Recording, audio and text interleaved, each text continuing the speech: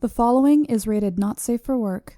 It contains strong language, adult situations, and lots of spoilers. Discretion is advised. In the criminal justice system, cinematic-based offenses are considered especially heinous. The dedicated attorneys who investigate these villainous films are members of an elite squad known as the Reels of Justice. These are their stories.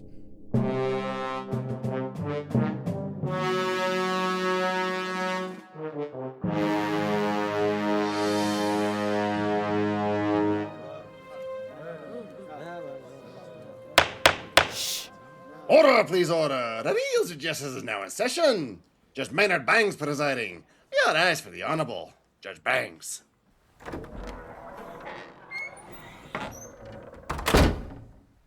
Be seated. Welcome to the Reels of Justice. Today we are hearing the case of The People versus the Dark Crystal, a 1983 fantasy film about two gelflings, whatever that is, trying to restore a shattered crystal before the evil Skessis, also what is that, can use its power to rule the world. You know, the point of the synopsis is for people who haven't seen the movie to understand it, right, Schlenzo? Those of you unfamiliar with our court proceedings, I knew it was weak, I'm sorry. We are here to determine if this film is guilty of being a bad movie. As always in this courtroom, films are to be considered excellent until proven awful, and the burden of proof lies upon the prosecution to prove beyond a shadow of a reasonable doubt that this film is guilty. Mr. Sitting Duck, I know we're using your name as you're in a protection ever since the Manicotti murder case. So we're using the word Mr. Sitting Duck.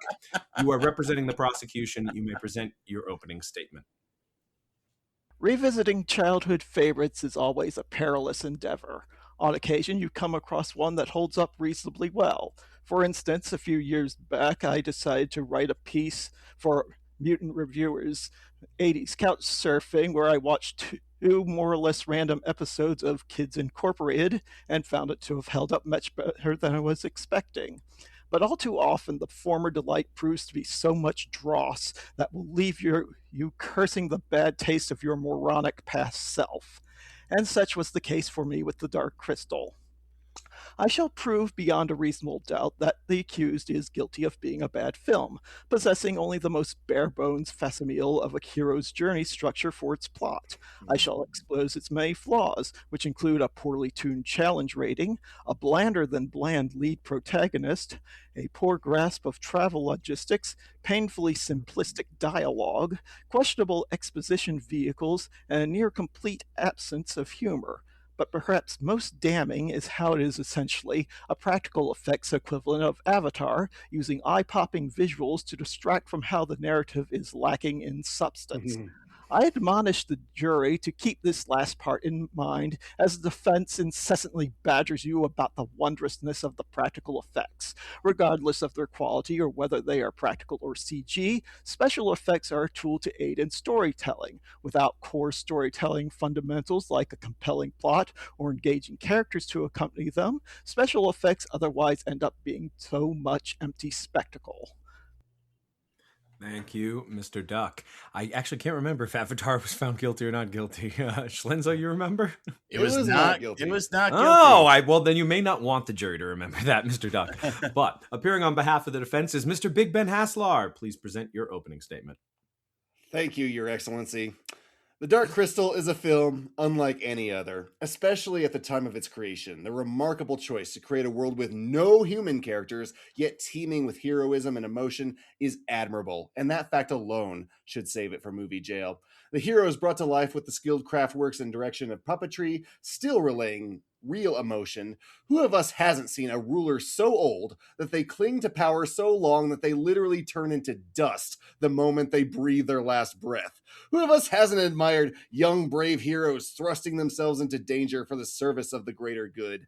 Admiration and trust comes with teamwork, selfishness, fear, betrayal, hope, all present here, without the crutch of having a human face preloaded with 43 facial muscles to emote them. It's a film that doesn't hold your hand, that throws a lot at you, but trusts that you have the intelligence to follow it and return later for what you might have missed. It doesn't shy away from danger like most Nerf kids movies do today, because Henson believed, as I do, showing kids fear and adversity properly gives them the mental tools to be so that they'd be able to overcome those adversities later in life.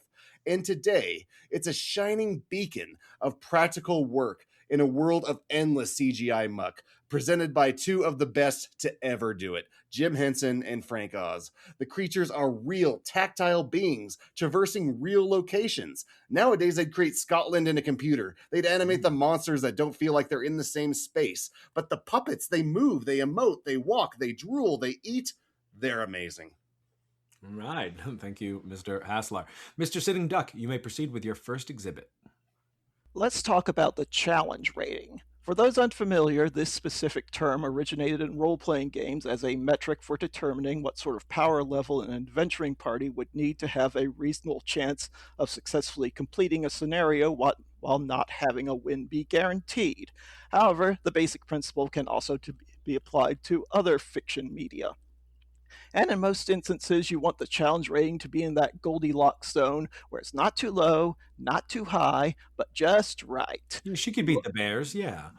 Too low, and the story becomes a stakes-free cakewalk, which is boring. Too high, and the protagonist comes across as clueless and incompetent, with the resolution often appearing as a deus ex machina, which is frustrating. Not only is the challenge rating for the Dark Crystal set too high, but it's done in a way that feels particularly artificial. First, we have the Master, out of the blue, tell Jen that he has a world-saving quest he must complete, and he makes this pronouncement practically on his deathbed. The Master is lucky he didn't croak in the middle of his explanation like a stool pigeon in a noir B flick who gets shot by someone off screen just as he's Hey, Yoda did it. I was going to say, I was thinking of Yoda. Hey, easy. Order in the court. Okay. Wait, you can't do that. Please continue, Mr. Duck. Okay. It also doesn't help that he only gives Jen the vaguest overview of what he must accomplish. And to cap it off, just before he passes on, the Master states that he should have told Jen about it sooner. No kidding, dipshit. Especially seeing how this quest is time critical, needing to coincide with a celestial conjunction that only occurs once every 1,000 years. I'll be ragging on Jen in some of my later exhibits, but here I don't blame him for feeling a bit apathetic. We then have Aughra, who isn't any better. She's been keeping this shard needed to make the crystal whole again all this time, so you'd think she'd stash it away somewhere safe, except to all appearances it looked like she tossed it in a junk drawer and forgot about it. It's a good thing Jen was able to play that note that caused the shard to reveal itself. Because if he had been tone deaf, Team Good wouldn't have just been up shit creek without a paddle. They'd be in the middle of the shit ocean, clinging to a flimsy piece of shit-encrusted flotsam while being circled by shit sharks. This would not be mere deep shit. We are talking about deepest shit. I always knew it in this way. Very deep shit. Mr. Haslar, do you want to say anything about these two lead characters? I sort of agree. I think like the challenge rating, like I think you're essentially saying like the story is kind of simple and that it sort of just like boils down to find the crystal, fix the crystal, save the world. But you know, like I think that there's so much more going on that you're sort of overlooking because the richness really isn't in the plot or like this challenge rating or any of these like details that like lead the characters from A to B to C. It's more in the ecology, the mythology, the religions, like the way the clothes that the people wear, the symbolism in it, in the world building. This is meant to be a very real lived in world, kind of like Tolkien. I think like that may have been like sort of their aspiration that they were going for. It's like start building the world first. What does it look like? How does it breathe? What are the kinds of people in this world? And then fill out everything from there. So it's a different approach, but nonetheless worthwhile. Mr. Duck. Okay, now let's talk about that useless lump of wood called Jen, or whatever material the puppet is made out of, though considering his line delivery, wood seems appropriate. I think it's an oak. Now, you don't want the hero to be an unstoppable juggernaut because that's boring. You also want the hero to be on the back foot some of the time for the purpose of dramatic tension. But the Dark Crystal goes perhaps a bit too far. Of course, part of the problem, as I noted earlier, is that the Master essentially told him, you got a world-saving quest to perform, so get your ass in gear, clock's ticking, and that was about it. The big problem is... Jen is a template. Jen is like sort of like that hero of a thousand faces that we're like sort of meant to project ourselves onto as they go about. But I don't think that like he is meant to like dominate the film. Like the central character isn't Jen. It's the world of Thra itself. So yeah, I sort of agree. Like sort of bland, but not he's curious. He's brave, and these are all like character traits that. The movie shows that it's meant to like teach kids to emulate. Well, I see. My issue is that Jen just kind of blunders around, randomly stumbling into plot points when needed. And if we're being honest, Kira is probably a better protagonist than Jen. I mean, she's Agreed. got drive and initiative and has useful skills such as the ability to call out for aid from all her woodland buddies like some pointy-eared old school Disney princess. She could have even done the musical note trick to identify the correct shard. Pretty much the only thing Jen does that Kira couldn't have accomplished is reading the prophecy at the Gelfling ruins, and that's solely due to the fact that Jen is literate while Kira is not. Yeah, Kira's great. I agree. Kira is great. And I sort of like how they have like the male and female of the species like have different traits, because that is something that we do see in nature. Like moths and butterflies might have like different kinds of wings. We have that too. People do. Yeah. Like, Some of no us. one here would know, having never touched a woman, but like women do have Don't wings. think that's no one. Overruled. I'll be getting into That's that later. overruled, Mr. Haslar. Mr. Duck. No, Kira's great, and I do think they have a good back and forth. And I do see that Jen is a little bland, but that I think that defense still stands. Okay, let's talk about the speed of plot. Naturally, a movie in which a journey is central to the plot shouldn't cover every millimeter of travel, again, because that's boring, but still need a sense that distance is being covered, and we really don't particularly get that, only with one exception, but that's going to be in a separate exhibit where we go over the problems with that. I look forward to it. Right. Anyway, travel is carried out almost exclusively by the heel-toe express, and there's no indication of even the most rudimentary transportation infrastructure. Considering how rugged so much of the territory that gets traversed is, a handful of miles per day is the best that can be hoped for, and that's generous, because you don't see them carrying supplies, so they also have to stop to forage for provisions, maybe get sick after eating some sketchy mushrooms. From all that we can tell, these locations may as well be bunched together. In fact, I'm partially convinced that the entirety of this world is contained within the abandoned supermarket where Roger Corman filmed The Undead. It's cheaper. Yeah. A lot of it is just like moving through scenes, but like the destination's the journey, man. This film isn't about like the plots or like the little narrative pieces we might use to like move something from scene to scene. It's about the world itself. It allows the audience to absorb the world as if this were a real place, with so many details and things to look at. Films like 2001: A Space Odyssey or The Lord of the Rings, they also spend time in just their worlds, just like simply building the world as a interesting place that you might want to spend time in. Well, you see how slow the Mystics were going when they were traveling to the castle. Don't you just love that scene though, when they're like walking and like one of them disappears and they kind of look and like and like keep walking? Like there's so much comedy in there, if you want to call it that. Very Henson comedy. Okay, let's talk about the dialogue, because this is probably the weakest aspect of the entire movie. Consider, for instance, this little gem. I'm not ready to go alone. All right, alone then. Not exactly bursting with Schlender-esque eloquence. Oh, thank you. This sort of green eggs and ham level language structure present throughout the script gives the dialogue a monosyllabic tone, even when it's not technically being monosyllabic. Though I will acknowledge that moldy mildew mother of mouth muck is a great line, just not great enough to get the movie into not guilty territory. Oh, it could be a Ryan nickname, though. Sounds pretty good. Okay, and a side note, I find it interesting that of the core 5 Muppeteers, only Jerry Nelson does, and he is credited with any voice work. partially Ooh. because he's the only one who never did any of the A-list Muppets. At least, Yeah. Well, I mean, we might recognize them if it were like the Jim Henson voice or the Frank Oz voice. Like if you've seen like some of the back scenes, like he made Mogra like kind of sound like Miss Piggy a bit. So it's probably a good thing that now we. they didn't entirely succeed because, as you know, Augur sounds like a sort of mishmash of Frank Oz characters, but most important is the Chamberlain.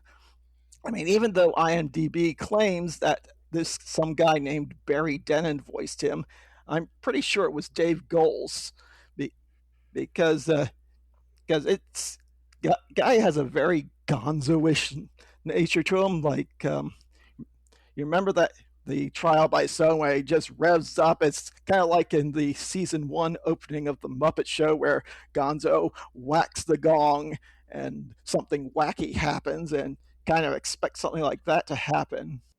All I'm hearing is they're emulating great things that this courtroom already loves. Yeah. Could there be secret Muppet performers in this, Mr. Haslar? Well, it's directed Why by are they Jim secret? Henson and Frank Oz. So like a lot of that puppeteering people were there. I don't know why the choice was to dub them differently than the people who puppeted them at the time of Well, filming. it's because they didn't want them to sound like Muppets, which they kind of failed at. No, I don't know. I like Because they don't Chamberlain sound. sounds like Gonzo. Ben just sounded like a Muppet. I didn't hear it until you said it, and now I can kind of hear it. But there's a wide array of characters. Like the Skeksis all sound different. The Mystics all sound different. So there's things here and there. And Jen like has that sort of young hero voice. That's not Muppet like at all. Same with Kira. I don't hear any Muppets in most of our main players. Right. Well, in fact, I'm partially convinced that Gonzo may be a pygmy Skeksis.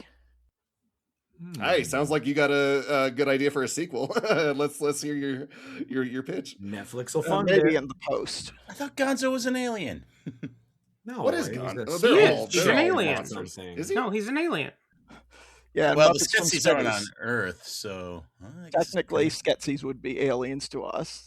Huh. Well, is that just like them parodying something though? Like, was he like? Is that canonically in like the Muppet Show? He came down. No, in Muppets from Space, his family comes down from another planet.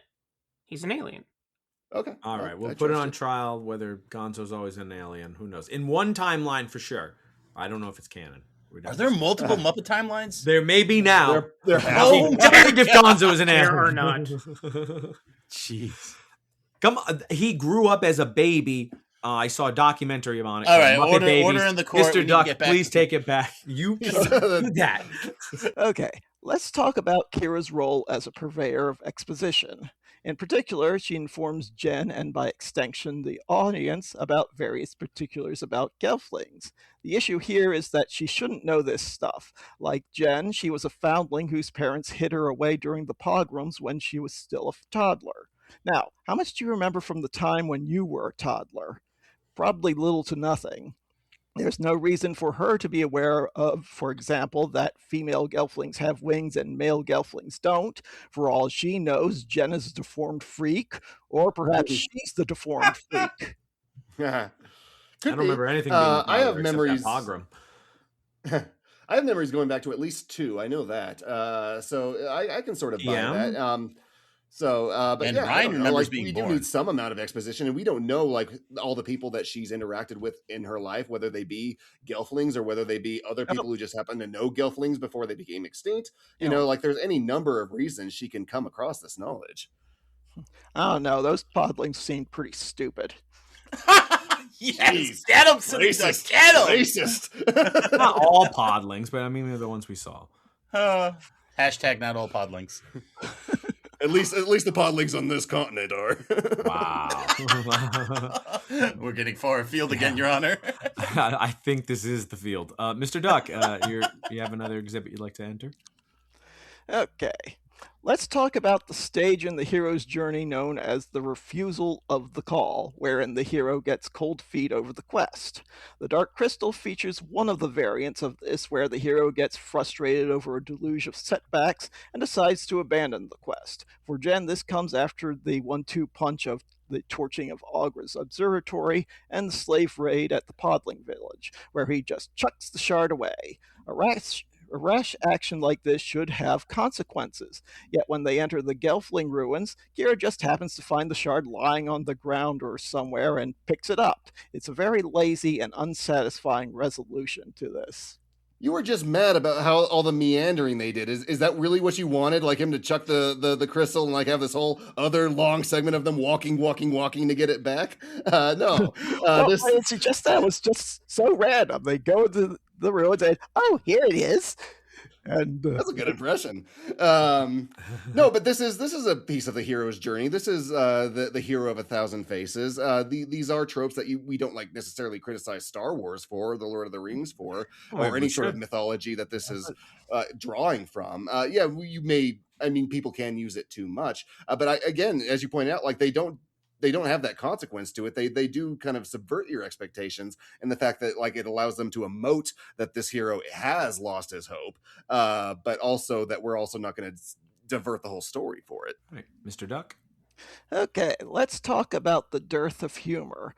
Jim Henson Productions are notable for being comedic in tone, or at least possessing some comic relief, but in The Dark Crystal, it's a pretty dour affair the whole way through. Now, I get that humor is subjective, but honestly, there was pretty fairly grim the whole way through.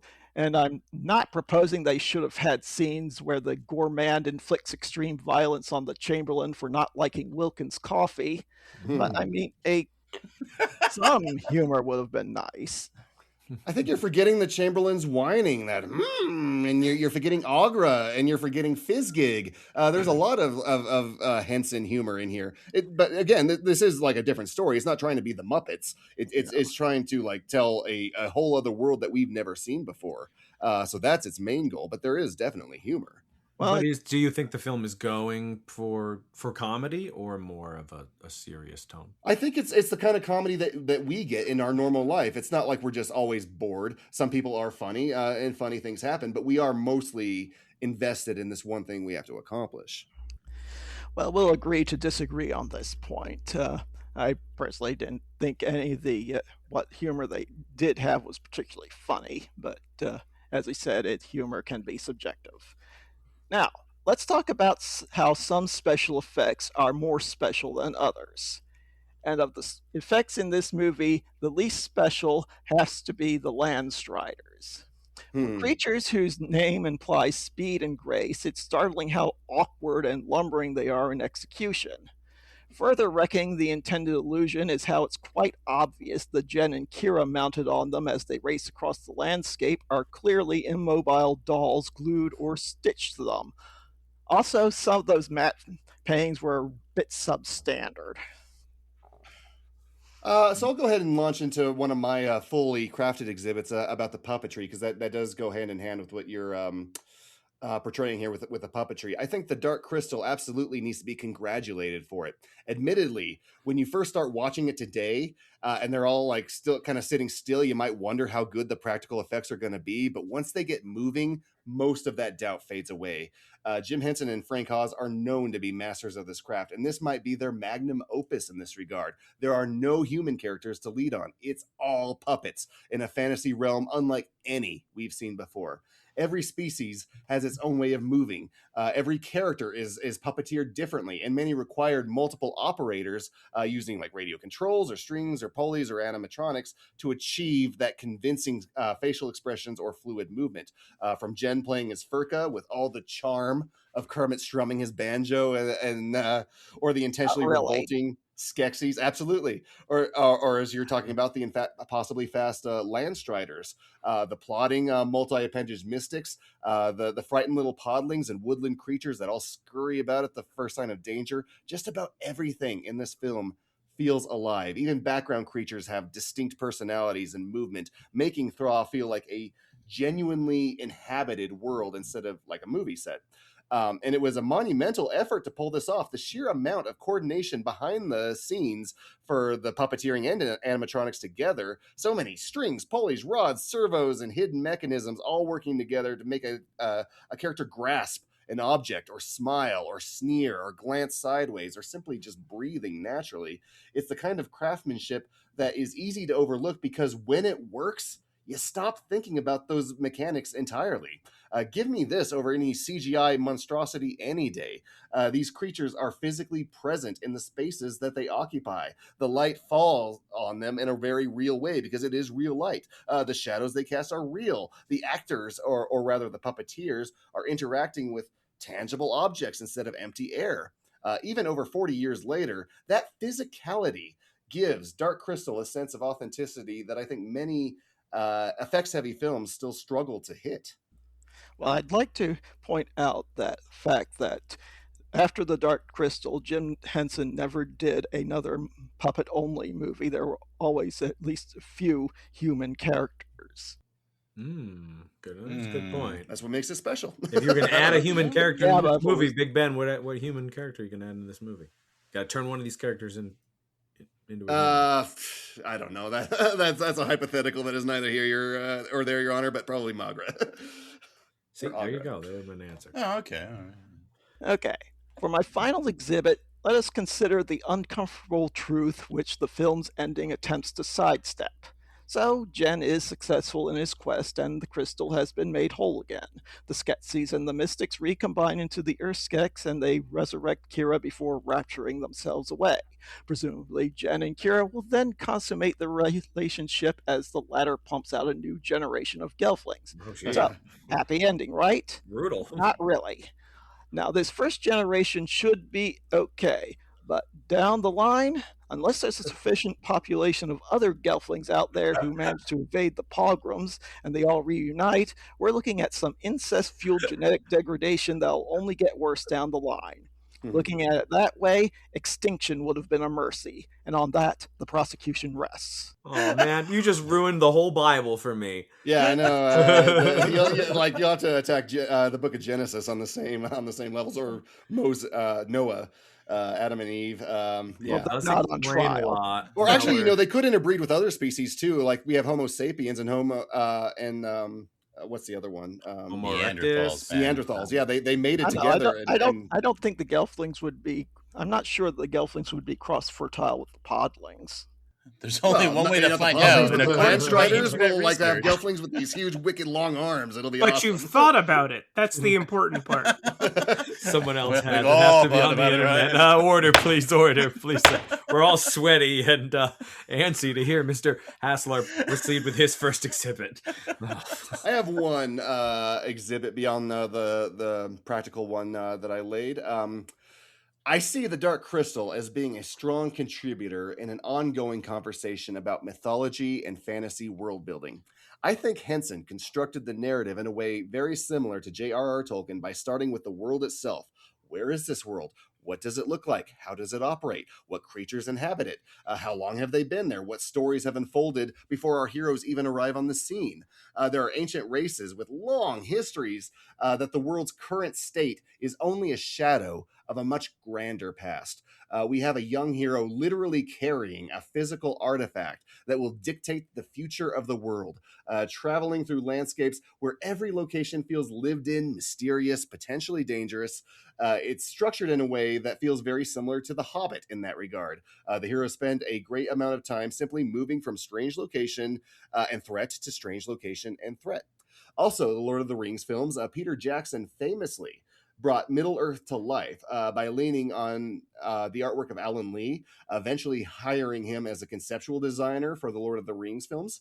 Henson took a remarkably similar approach here with the fantasy illustrator Brian Fround, who deserves just as much credit as Henson for how Thra is visualized. It wasn't simply a matter of adapting his painting into puppets. It was a collaboration that went both ways, with Fround designing creatures that the practical effects team would then try to figure out how to build, or the puppeteers bringing a technique or costume with stilts or whatever to him and asking Frown, like, hey, what kind of creature could this become? And that back and forth collaboration is a huge part of why every species feels so distinct. The story Mr. Duck, can you turn that Frown upside down? Well, I will say that Fizzgig is probably how the Klingons depict the Tribbles in their war epics about the Great Tribble Hunt. I like that. That stories that use lots of puppets tend to be a bit overly simplistic. For instance, there was this Japanese series called Thunderbolt Fantasy, which is basically wuxia Taiwanese glove puppets that was created by this That's a guy title named, that would also work for it, by the way. Yes. Taiwanese glove puppets. the guy who created it, Gen Urobuchi, is known for having these very complex narratives in shows like Psychopaths. But Thunderbolt Fantasy was very simple and straightforward, and I think that sometimes the use of puppets lets people think they can get away with the more simplistic rather than try for something bigger. Okay, all right, I understand that. Mr. Haslar, you want to continue? So having established like sort of the Tolkien sort of connection, the story also draws from mythology and folklore rather than any one specific source. There's some Joseph Campbell in there, as we've talked about, particularly the hero's journey, much like Star Wars. But there's a noticeable New Age and Eastern philosophical influence that separates it from Western mythology, like we'd get in the Lord of the Rings. The ultimate goal isn't simply defeating evil; it's about restoring balance. The Skeksis and Mystics aren't enemies by nature; they're two incomplete halves of a whole. While the Dark Crystal draws from some of these earlier influences, I think it also inspired a tremendous amount of fantasy that followed it. Final Fantasy is a favorite game series of mine, and there are definite parallels. Giant crystals maintaining a world's balance, ancient civilizations built around those crystals, dying worlds, a sense of that history is far larger than the story that we're currently involved in. Agra's mechanical model of the universe evokes similar astronomical devices and planetarium-like imagery, like in Final Fantasy VII or the Tomb Raider movie. I also see traces of the Dark Crystal in The Legend of Zelda, especially in its dreamlike atmosphere with mysterious dungeon entrances, strange swamps, the way the creatures often feel ancient rather than simply monstrous. And Guillermo del Toro seems to carry Henson's legacy on as well, with his monsters being very tangible, expressive characters through practical effects whenever possible. Whether or not every one of these creators was directly inspired by the Dark Crystal, it's hard to deny that Henson helped define what was a fully realized fantasy world, what this could look like and feel like on screen, way before the CGI muck of Avatar that will only age poorly. And on that, the defense will rest. Okay, well, before that, I'd like to point out that I once saw Joseph Campbell on this PBS special, and he was a pompous jackass. I buy it. So I don't think we should give pompous jackasses could still be right. I mean, like that's what entitles them to be pompous jackasses. They were right. I saw them on the bus. They think they're right. That's what makes them pompous jackasses. They think they're right. Now, speaking of pompous jackasses, it's my time to talk. Now, both sides have rested their cases. The attorneys will now present their closing arguments. Sitting Duck, you may begin. In spite of whatever impression I may be giving, it brings me no joy to knock on the oeuvre of Jim Henson, but it must be acknowledged that even the greatest creatives can and do screw up, and we should not pretend otherwise. Now, to his credit, Mr. Henson appeared to have learned from the mistakes he made here, as can be seen with later productions like The Storyteller. But the thing is, to learn from your mistakes, you must first make mistakes, and for him, The Dark Crystal was one of those mistakes. All right, thank you. Big Ben, please present your closing argument. Frank Oz said of Agra, "She's so ugly that she's gorgeous."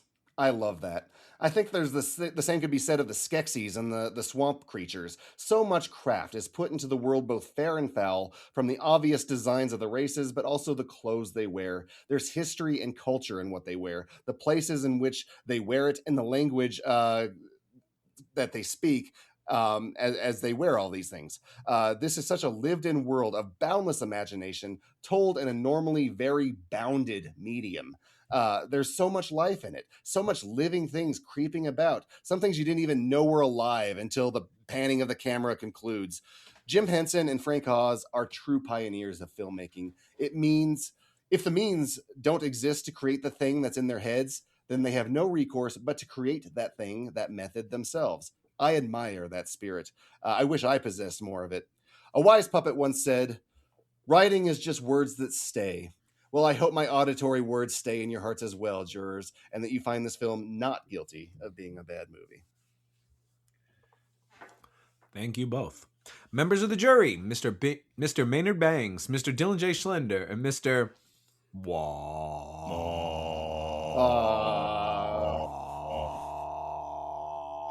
Ryan Luis Rodriguez. You have all heard the facts concerning this case. It is now up to you to determine if this film is guilty of being a bad movie. The bailiff will escort you to the deliberation room to render your verdict. Right this way? I cannot believe we made it this far without a I'm Skexy and I know it reference. I wish we had. Well. I'm Skexy for that joke.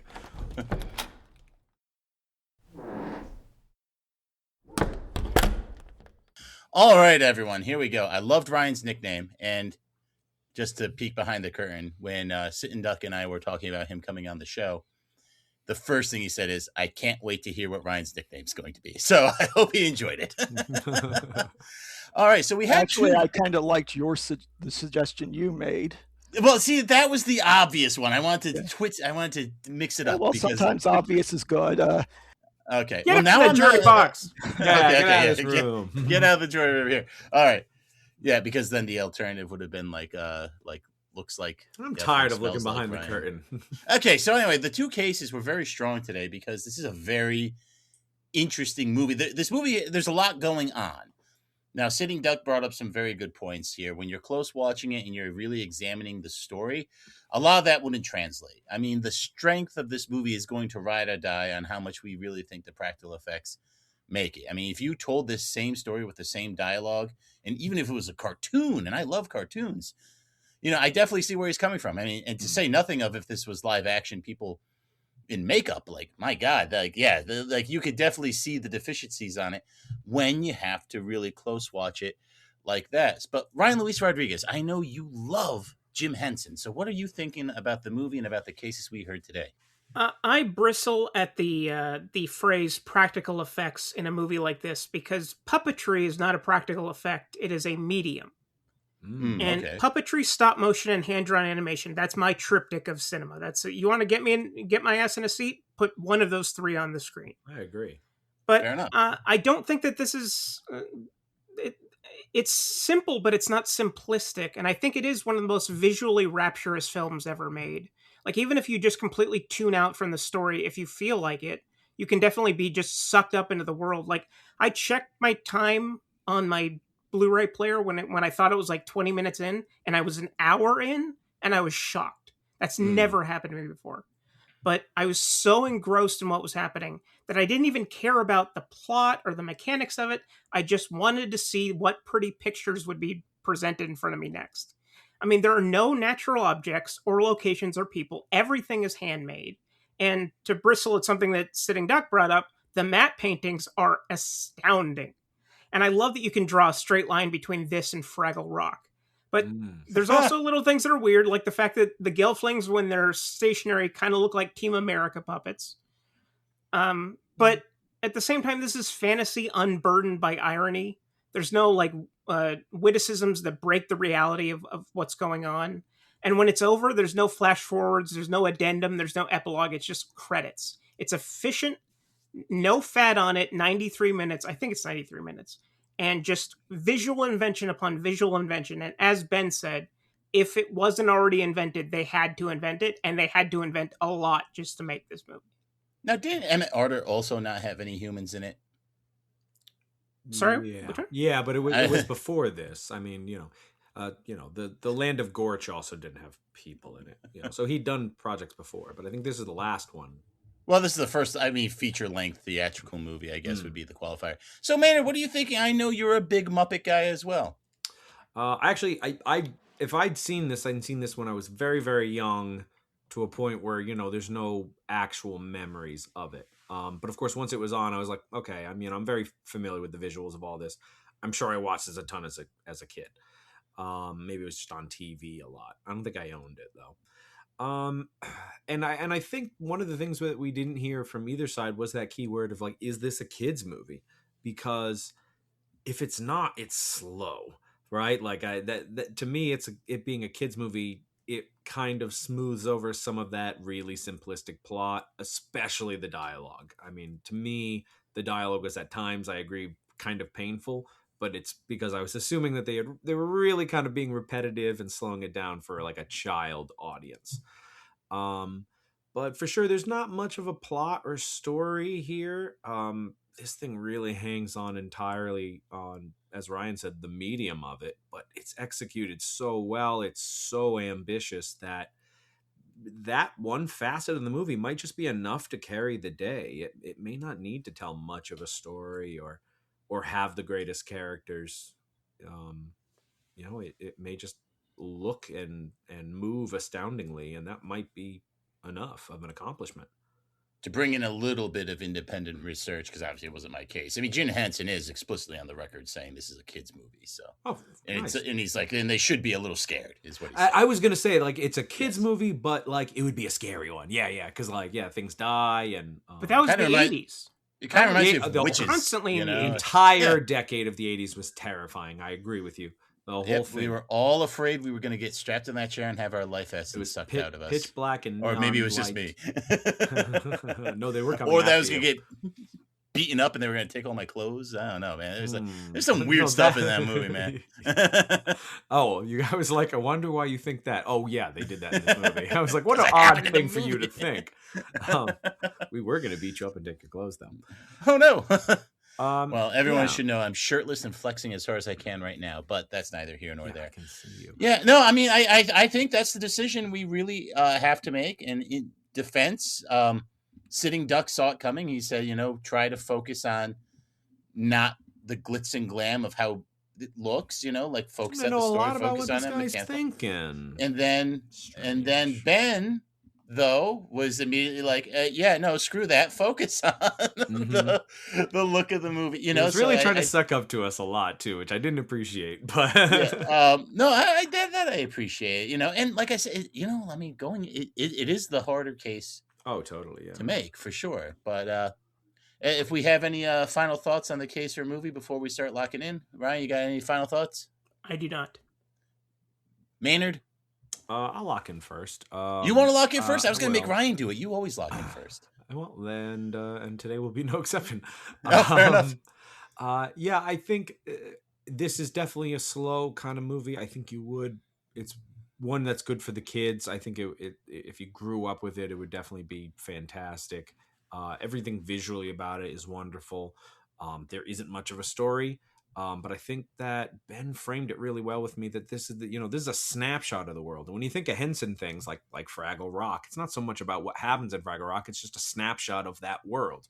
It's just that it exists. That's neat. Yes, dinosaurs. It's less so much about what's happening to those creatures. Yeah, then here's the world they inhabit, and here's just what it's like every day for them. And I could see that too in a little 93-minute thing. There's actually quite a lot going on here when you think about it. For how long Henson takes, to build some of those worlds across series. And so maybe this movie's not great. I think if there was a really good plot with really great characters, this would be up there amongst, one of the most seen and most loved movies ever. But because it's just kind of so simplistic, it may fall flat of that, but not all the way to bad. So I'm going to go not guilty. Very good. Ryan Luis Rodriguez. I don't mind that it doesn't have much of a story because as I've grown older and gotten to more different types of cinema, I've grown to kind of shuck away story as a big primary reason for me enjoying something. Like I can enjoy a story, but if something doesn't have a story but it has something else that allures me, then I'm drawn to that. And I'm absolutely drawn to this film. My opinion has not changed one iota. Ben helped illustrate some of my points pretty well. I mean, I like the comparisons to Tolkien because literally those characters walk around, something happens, then they walk around, something happens, and it's the same thing. And yeah, even the trees walk in that movie.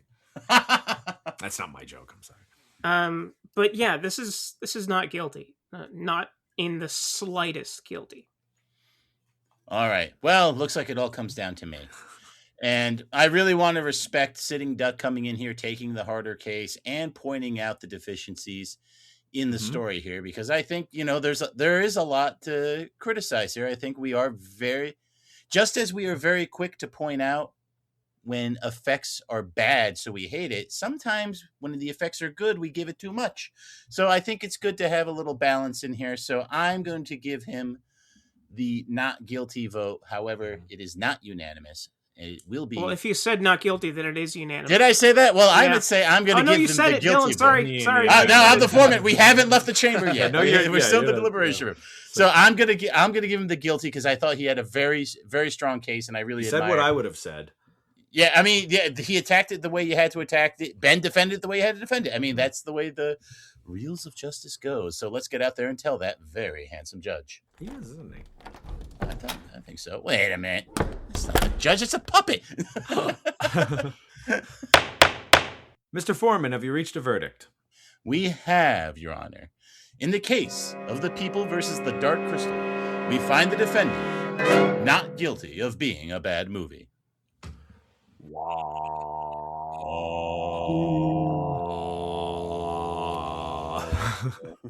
The verdict is so rendered. The Dark Crystal is free to go merge into another Henson movie and create a sequel and form a master race back and take over the entire world. I think that's what they did. No, that did you wasn't just make quite up that one on the fly. Not at all. I wrote it all down earlier. Court is adjourned.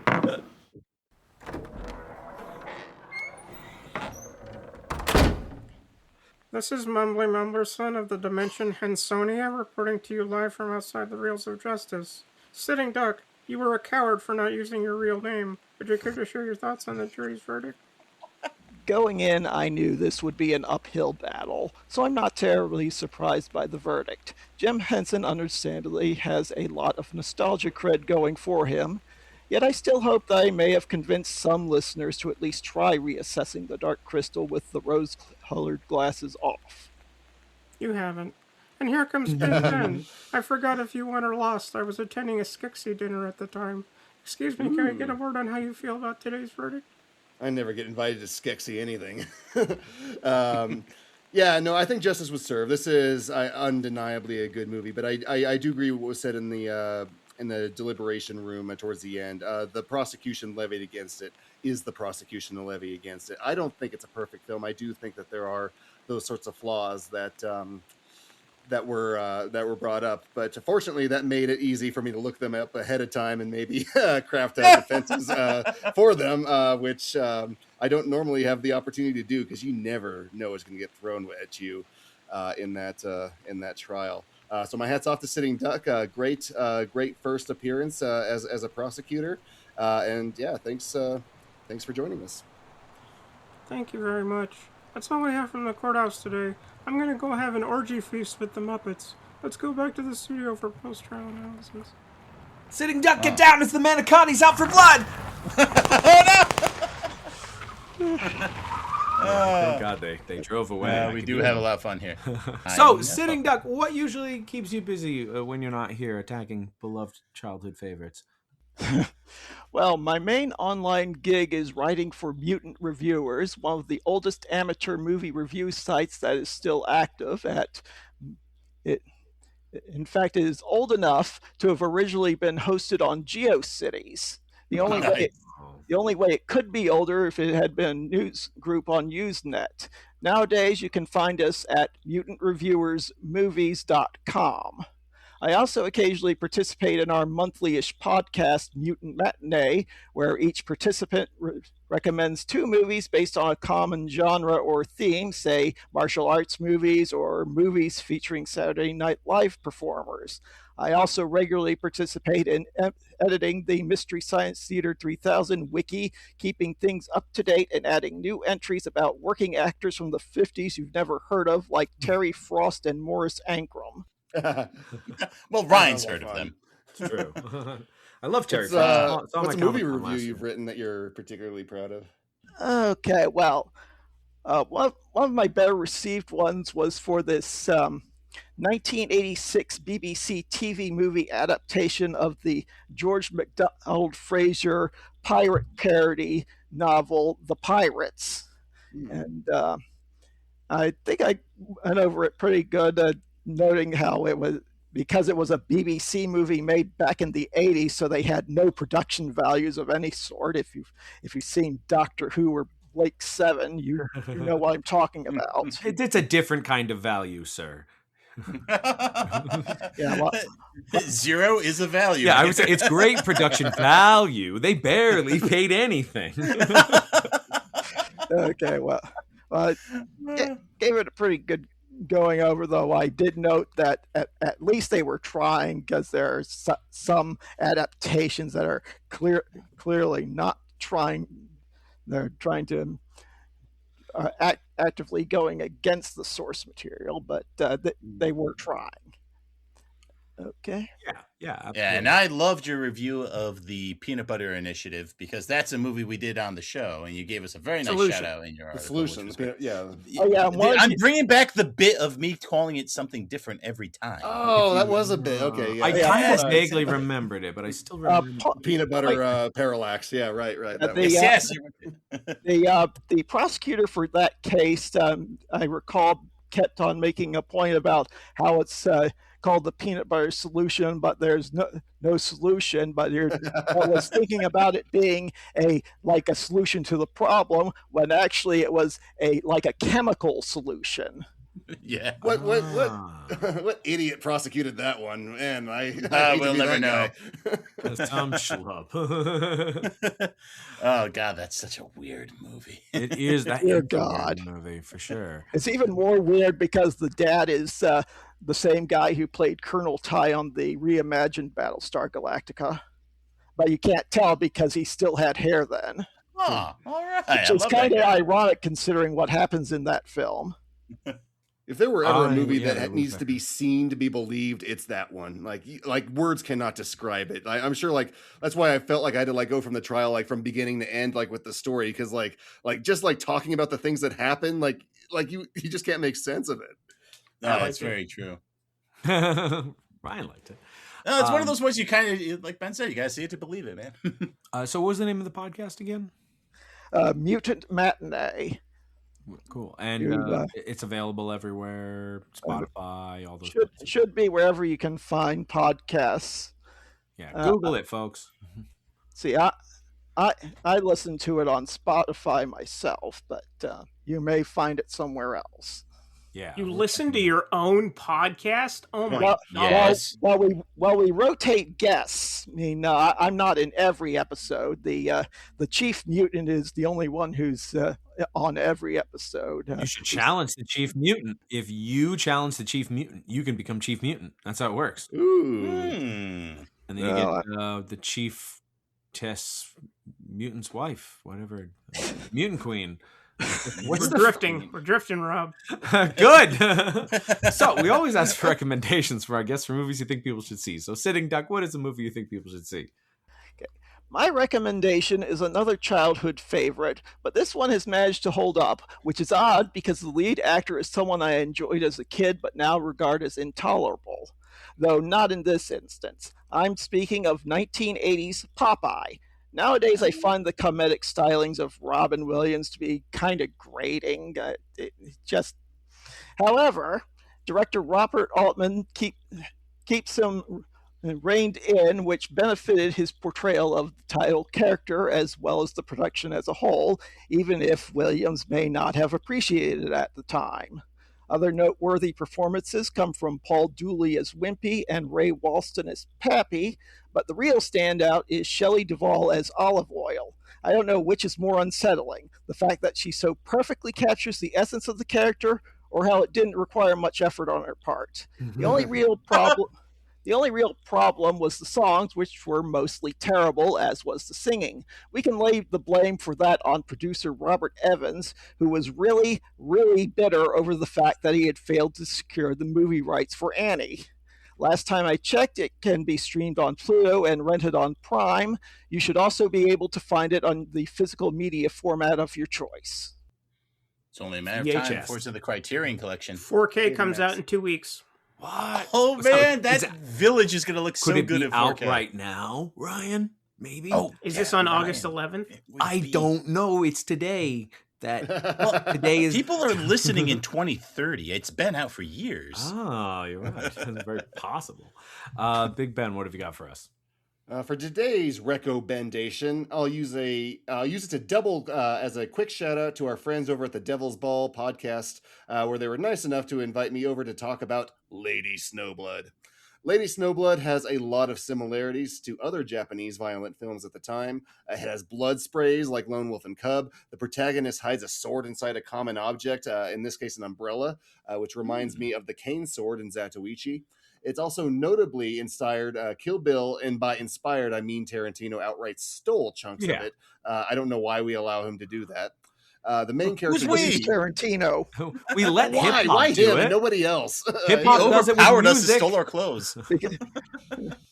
The main character, Yuki, is literally conceived to be a weapon of vengeance. Her mother was imprisoned and after she saw her husband brutally murdered by 4 assailants, she has sex with whoever will do it with her to forge a human weapon who can then leave the prison and enact her revenge someday.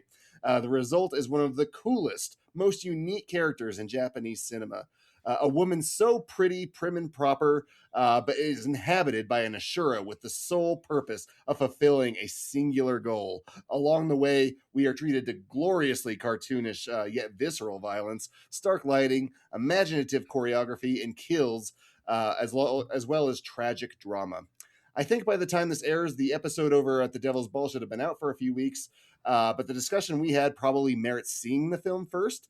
So go ahead and give it a watch and then pop on over there and tell Nathaniel and Samael that Ben sent you.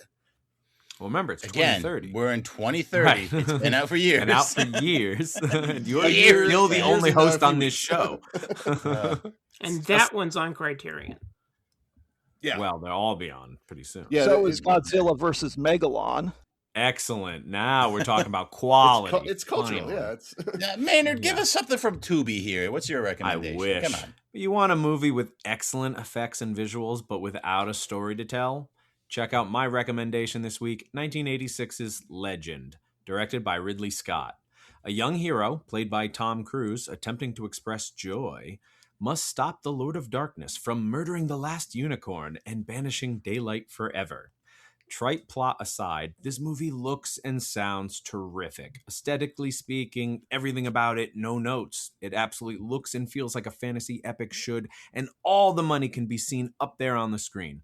Rob Bottin supposedly assembled the largest team of makeup artists at the time to bring many of these characters to life through extensive prosthetics, the most notable, of course, being Tim Curry's elaborate makeup for the Lord of Darkness, which apparently took over 5.5 hours to assemble each day, which probably explains why he's hardly in the movie.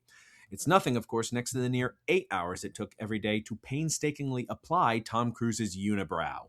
Cruise worked round the clock. But if you want to experience how deep and rich films used to feel when brought to life practically, this one should shoot up your list. It's just a shame they couldn't come up with a story to go with all the wonderful fantasy world-building visuals. I mean, a simple adaptation, like we said, of The Hobbit with this kind of treatment at that point in time would have been a blockbuster. Instead, it's some vague thing about good and evil. There's fairies, unicorns, and goblins, talk of light and darkness. It's not much more memorable than what we see in The Dark Crystal, if not more forgettable, because it comes off almost like a hollow pastiche. That said, if you can manage to endure the excruciating text scrawl at the top of this picture, you're through the very worst of it. It doesn't appear to be streaming anywhere at this time, but I'm sure there's a really nice release of it to add to your physical media collection. Ryan. This is out, right, Yep. Ryan? Come on, Yeah. tell me. It's on Oh, yeah, it's Blu-ray. 20 Yeah. 2030, man. It's It's getting the Criterion sounds collection. holographic. it sounds I'm super looking disc, forward to a 4K. which is There's the been thing. rumors that a 4K is coming, but I don't know yet. Ooh, it'll look too good, too good. All right, what do you got If for us? Michael Dorn could sit in like that makeup chair like every day on Star Trek: The Next Generation, like what's Tim Curry's excuse? That Michael Dorn did makeup that for weighed 7 like years. 30 pounds. It almost completely broke his neck every single time they put it on. No, I heard they did drastically reduce the weight over time, so it eventually wasn't too bad, from what I read. So he's a whiner. He's a bit of a whiner. Ryan, why don't you give us your recommendation? Few legendary filmmakers have had a harder time than Elaine May. From the re-editing of her outstanding debut film A New Leaf in 1971 to the nightmare experience of shooting 1987's Ishtar, which we actually discussed in this courtroom, which gave way to a disastrous financial failure and caused her to give up directing altogether. This week's recommendation had a similarly fraught production, 1974's Mikey and Nicky. One thing needs to be perfectly clear. Even though it rightfully belongs in the One Crazy Night subgenre, Mikey and Nicky is not a comedy. You may think so at first blush because Elaine May is one of the most respected comedians of the modern era. It seems to be a comedy at times, but the humor can give way to situations that are highly alarming and tense, almost as if it's funny because May is trying to catch the audience off guard, which she does repeatedly, and to near devastating effect. Make no mistake, this is a crime drama with humorous situations, the way that American Werewolf in London is a horror movie that's funny. On top of all this, you have two outstanding performances from friends and artistic collaborators Peter Falk and John Cassavetes. The latter's involvement should tip off audiences as to how bleak things can get. May had the movie taken away from her during the editing process, and it was released with countless continuity errors when May couldn't complete the production in time for a contractually obligated release, but was finally able to finish the film more than a decade later in 1987, the version that is currently available. And thank God, because it's a knockout. Mikey and Nicky is currently streaming on what is now again HBO Max, the Criterion Channel, and Canopy. Support your local library. And Superdisc, which has been out for 10 years. Yeah, I hope.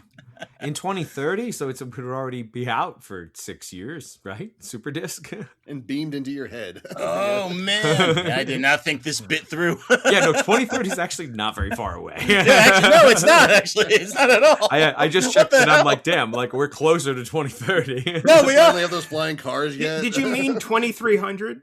No, he didn't. No, it's 2030. We're stuck with that now, unfortunately. Let's see if you can make up for it. Well, I can, because the sequel to this movie came out in 2028. It's called... Okay. So...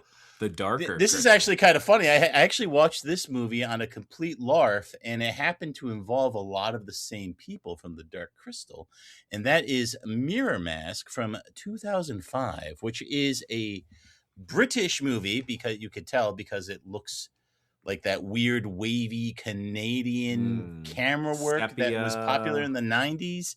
You know, it's like you're watching an episode of something on Nickelodeon at 2 a.m. in 1997. So anyway. So Nick at Night. Yeah, that's it. But that's what it looks like. So it looks very British. And it's about, well, you know, how many times have we heard this story before? You know, you have a girl who hates her family, says, I wish my mom was dead. And then the mom ends up getting cancer. So she has to go to this weird dream world where she basically fights an evil clone of herself. And then when she comes back from that weird dream world, everything's fine.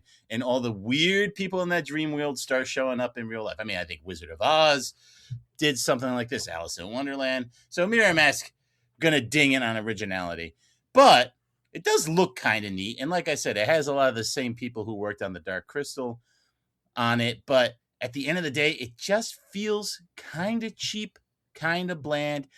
And when you have a powerhouse like Neil Gaiman behind the story, and I had just watched Coraline the night before, really disappointing in this one. So it doesn't have a great reputation. It's got pretty low scores, and it's like pretty Neil well Gaiman. Deserved.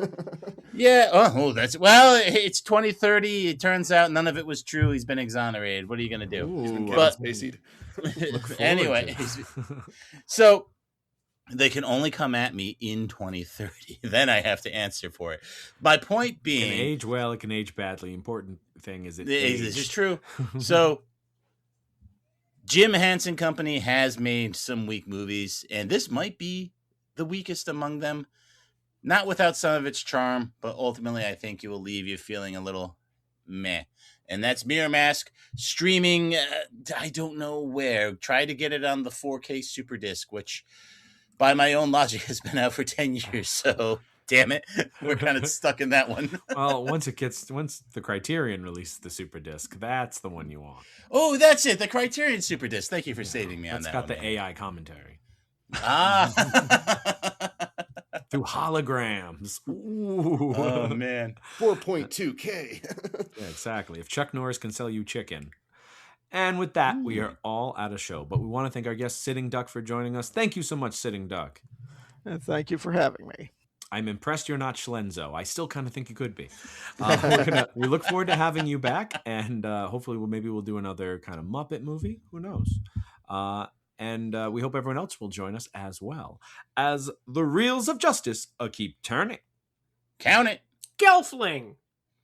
What is that? Please follow us on Twitter at Reels of Justice, Instagram Reels of Justice, and Facebook.com/Reels of Justice.